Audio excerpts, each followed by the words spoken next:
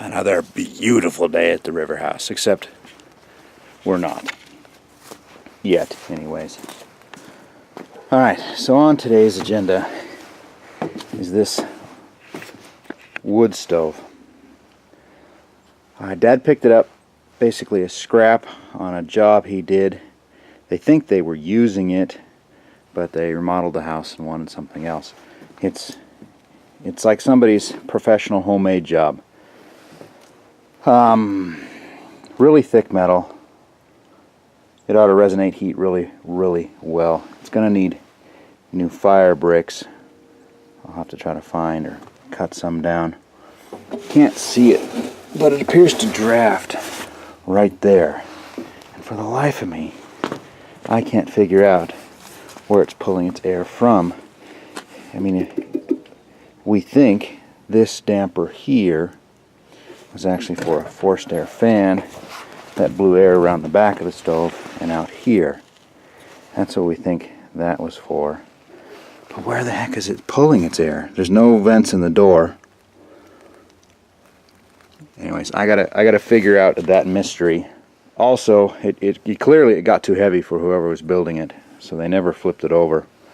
It's had one leg ripped off because we weren't kind to it. It was only just now I decided I'll pull it out of the scrap pile. And it turns out these legs are actually like exhaust tubing. So they, rather than try to match one leg, I'm going to knock them all off. I'm just going to put 4 in the corners and call it a day.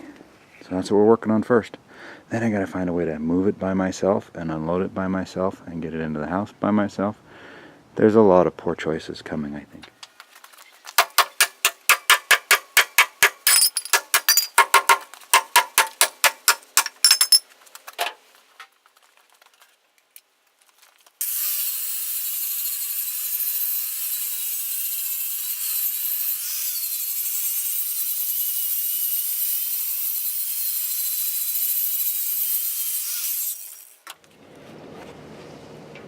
Well, I intended to film it, but then one of the neighbors came over and I felt all weird and awkward filming and narrating in front of them, so I just never turned the camera on.